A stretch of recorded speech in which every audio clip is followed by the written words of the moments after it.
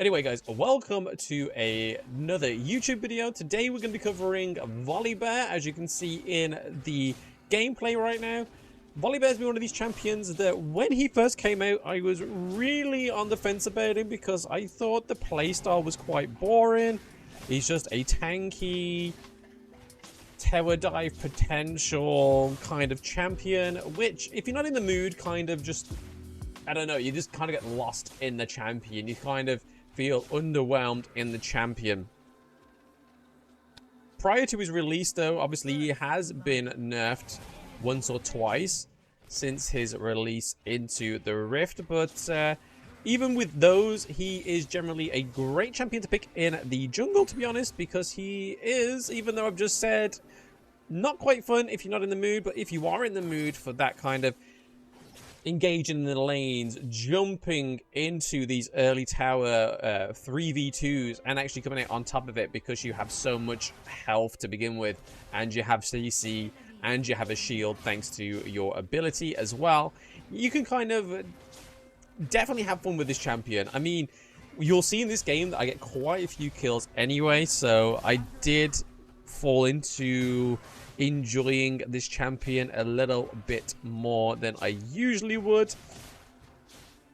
But yeah, there's not really much to say with Volibear. He is one of the most chosen champions in competitive as well. That's regardless of region. Volibear is generally one of those junglers that is creme de la creme in competitive because of being able to tower dive, because of the CC, because of the shield. He just has a lot of HP to begin with, so trying to get those early lane gains for your team, but also his farm potential in the jungle is definitely one of the more sought for champions in the jungle when it comes to competitive, when it comes to solo queue ranked, especially as you go higher in the ELO. As you can see, the enemy team went for Mundo jungle, so you can see what I'm going to be up against here. Obviously, Mundo has the ability where he can heal himself with his ultimate. So going for the anti-heal or anti-health items is probably the best thing to do with Volibear in this certain scenario. But look at this. This is an easy double kill, and this is why Volibear is one of those champions that is just so fun to play if you're in the mood. Because not all the times when you are in the jungle, you want to play a tank. That's coming from somebody that's a Rammus main in the jungle. You don't always want to be that guy or girl that's constantly at the front of the team fights. You kind of want to have that outplay ability with an assassin-like champion, like Kha'Zix, like Lee Sin, like Kayn. I could go on for quite some time, but as you will see in this video, as you go on and as you watch it, you will see that I come in to really enjoy playing Volibear in this match. And I have to say, if I do have to play a tank in jungle, I generally do go Volibear now over Rammus, because he's one of these champions that it doesn't sort of rely on a situational team comp. As long as you are not getting CC'd the heck out of, you are pretty safe with this champion because of that tower dive potential, because you have your own CC, because you have shield, and because you have so much health. But your go-to build with Mr. Volibear is generally that Divine Sunder to begin with. If you don't need that, generally Black Cleaver is a great item. You see a lot of people building that third AP item, which is normally Rift Maker for him because his skills do have AP ratio within them. But as you can see, we're pretty much already up 7 kills to 3 kills. Our goal difference is pretty decent for that 5-minute mark. We do, however, lose that Infernal Drake, unfortunately, but there's not really much I could do with that. I made a stupid play under the turret, thinking we could have got that 3-on-3 engage down there, especially with those squishy champions, but hey-ho. The one thing I do remember about this match, I do help out the Ornn quite a bit in this Baron lane, so obviously Ornn by himself could probably handle this Pantheon, because once again, thanks to the HP of Ornn and his kit, he can probably outplay that Pantheon, or at least not feed him, because there is some Baron lane compositions that you can go for where Pantheon can really get the head start that he needs. And once that Pantheon's got that head start that he needs, you're kind of in trouble from there on. You can kind of see that the Pantheon is building the what looks like is going to be the Black Cleaver. He could be going into Divine Sunder as well, but we'll see what he goes to. Most Pantheons generally go for the Yumu straight away, but Pantheon managed to get his first kill, though. It's 6 minutes in. First kill on the Aurelia in the mid lane. I'm back up here to go and help the Ornn. Ornn manages to get out escape. We stun the Pantheon. Ornn's ult comes through with a clutch onto the Pantheon kill. And we managed to get another double kill in the Baron lane. This is what I mean with that Volibear champion. He's just so good, especially when you got a lead like this. 12 kills to 4. You are pretty much 6k gold up. 7 minutes in. I'm being generous to the enemy team here. We're up 1 turret. We're about to get a second one. It's pretty much playmaking. The playmaking is writing itself, to be fair, because we're so far ahead. 7 minutes in. It would take a catastrophe for us to lose this game. No spoiler. I don't really upload games that I lose because I don't see the point. It just makes me look very bad. Or it just makes me flame or PTSD from what actually went on in that match and what went wrong. I probably could do a lot with trying to figure out if it was me that was the issue or the team that was the issue, but come on, like, if we're being honest, it's always the team that's probably the issue. Already pretty much 4 kills to 1 death, 1 assist up. Aurelia's actually got quite a big lead as well. Once again, just going in. This is what I mean with Volibear. It's just using, I mean, I don't know if you guys have seen my top 5 tips video for Volibear, but using the thunder thing, using that ahead of time. So if you know where your enemy champions are going to go, like you saw in that little situation there was not many places they could go because they had the brush. They were stuck in there. The only real way they could survive is by going back to that turret. So me placing my ability between them and the turrets, and it actually landing and hitting them, it slowed them down, enables me to go in with my first ability, which, as we know, enables Volibear to go into animation on all 4s. He does charge, and he lands it. He gets the CC onto whichever champion, which when they are low health champions, when they're squishy champions, like the Caitlyn, like the Seraphine, you're bound to get some kills out of those interactions. If you're not, you're doing something wrong with Volibear. And as you can see, I'm pretty much 6 kills up. I was right with the Pantheon. Pantheon going for the Black Cleaver first item. Caitlyn going for the Infinity Blade. Infinity Edge, sorry.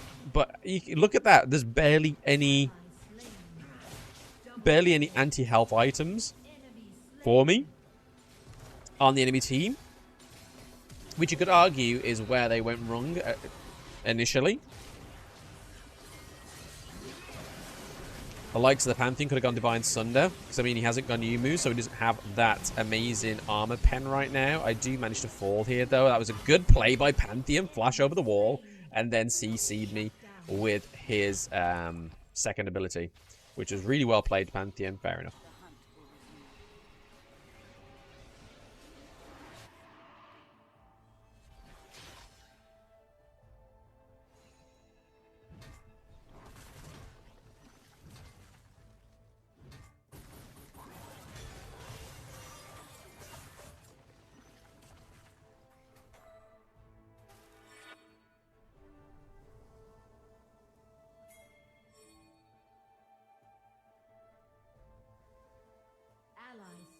Forgive me, it is his third ability, Sky Splitter. That's what I meant when you pop down that big old sky-splitting thunder. As, oh, look at that on cue. He drops it.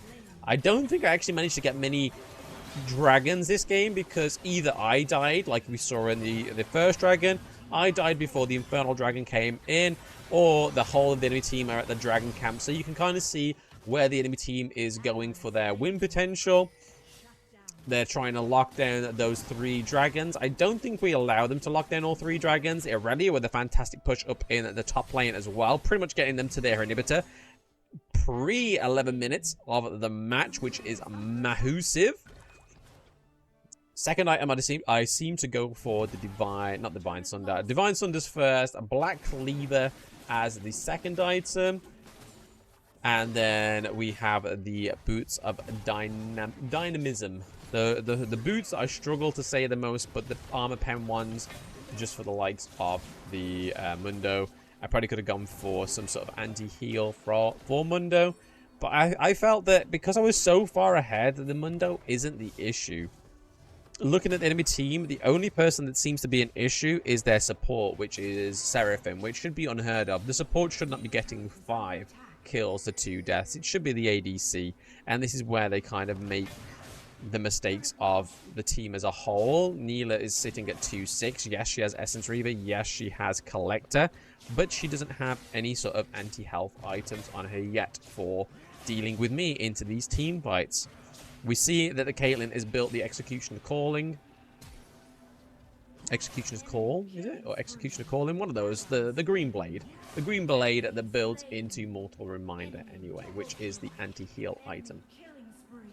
Pantheon looking pretty low. We go in with the first ability, going in for the chase. Guy Splitter goes down. We go with it all. We get a double kill. Are we going to get a triple kill? Triple kill onto the Mundo. Are we going to secure a quad kill? Not quite, because Caitlyn is one of those champions that just has the kit to separate yourself from the situation, which is why Caitlyn is a great ADC champion to play in this team comp, or at least against me. I don't know if the enemy player had that in mind, but I will be generous to think that. So enemy Caitlyn definitely picked for those certain situations against me, but we just saw there triple kill once again for me. 9-3-2. Oof. Mundo in the mid lane all alone with the and here comes the Kaiser as well. Kaiser's coming in with that fantastic activation of her dive. There we go. There's Icanthium Rain onto the Mundo. He does manage to get out of there though, because he has the sprint really saved his bacon there, as well as that movement speed increase. But Kaiser still managing to get that kill.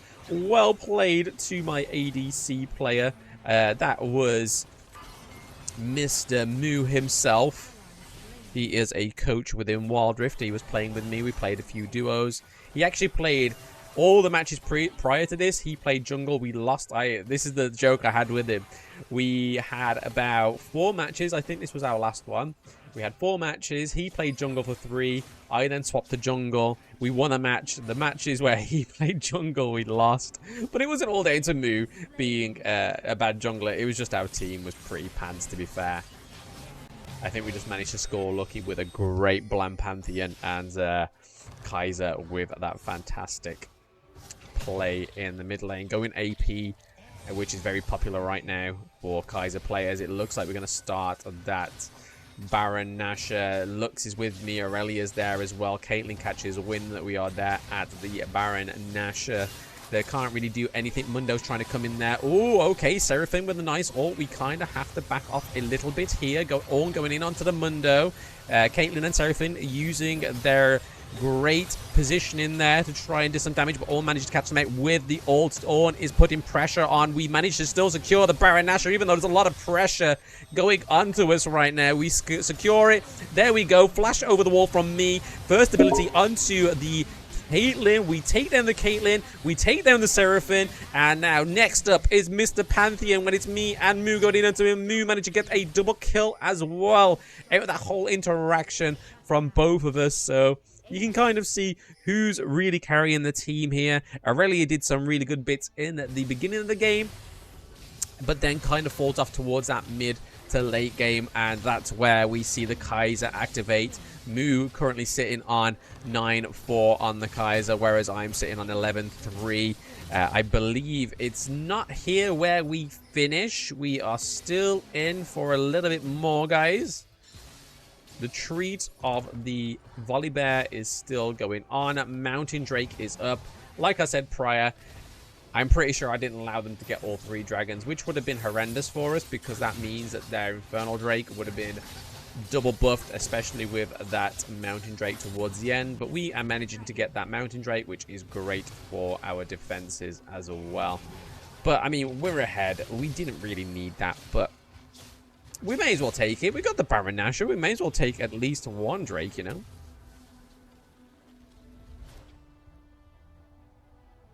But yeah, as you can see, I didn't actually go for the Riftmaker as the 3rd item, because I really felt I needed that AP resistance, the Spirit Visage as well for the magic resistance of the Seraphim. Seraphim being the top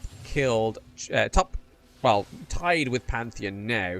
But throughout the entire the match, Seraphim was sitting on 5-2, I think, very early. And now she's 6-4. So she kind of falls off towards the end. Allows some of her teammates to get more kills because she's managed to rack up 10 assists as well. But yeah, here's a mid-engage, if I remember, that's going to pop off here. We go in with the first ability.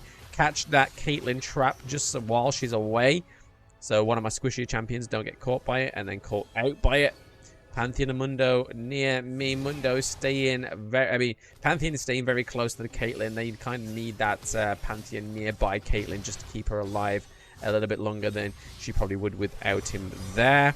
Mundo looking pretty low. Pantheon looking pretty low. We managed to catch here the Neela. Neela was looking for a way out. Oh, we managed to flash over. There's that ultimate from me as well. Oh, a massive shield, but it just wasn't quite enough to stay in that team fight. Gargoyle Enchantment was definitely whittled down there, especially a 4v1 against myself. That was nicely done there. Oh, what a status by Moo, saving himself, but is it going to be enough? Oh, support actually playing well. So we're back into the final Drake of the match. It is Mr. Elder Dragon himself, on doing his best, keeping Neela off of that dragon. That was an overstep by the enemy Neela there. Unfortunate for the enemy team. We are going in onto the Elder Dragon. You see that I've bought the Rift Maker. Third item, last item, I'm not too sure what I'm building there. It looks like it's going to be some sort of defense item. Mundo tried to go in and steal the Elder Dragon, but it was just a little bit too late for Mr. Mundo there. We secure the Elder Dragon. Pantheon looking pretty tasty there in that mid lane. We have a lovely minion wave coming up down the lane as well. Caitlyn trying her best, putting all those traps in the way, but it's not going to stop us. No, no, no. Rooted me. Pantheon looking to go in here, but we go around, ult onto the Nexus. I then use Gargoyle Enchant just to tank the Nexus damage, and we're still taking out the Nexus. I go down, but we secure the kill there. So well played by my team, and well played by myself on the Volibear. But as my opening statements were like on this video, Volibear is one of those champions that can take that damage, that can deal the damage as well, and can dive under the turrets, CC the enemy champions, especially the squishy champions, and manage to rack up some really good kills earlier on in the game, which I think is the play potential of Volibear. You don't want to be constantly focusing that Baron lane, even though I managed to secure 2 double kills in the Baron lane. If you aren't confident in your playstyle to try and take out a tank under the turret, then, like I said, focus that duo lane, because they're always going to be squishy champions unless they go for a tank. But early game, there's no tank support players or support champions that can really outlast the Volibear under the turret, because he has massive HP to begin with. He has CC, he has shield potential. As long as you get to level 4, level 5, you're pretty sound for diving under those turrets, and you'll see it quite a lot in competitive play as well. But that is all for the Volibear video. I really hope you've enjoyed it, guys, as much as I enjoyed playing that match with Sir Moo. I know I don't upload frequently enough with the long form videos, but if you do check, I do a lot of short form as well, when I actually edit under a minute or just on a minute. If not, I always upload to TikTok, Instagram, Facebook as well. So I do push out a lot more recorded content than I did prior to September. So if you're missing out on my streams, make sure to sub to the channel, sub to TikTok, or wherever to find my short form content. But thank you very much, guys, for watching the video. I hope you've enjoyed it. Take it easy, and I'll catch you on the next one.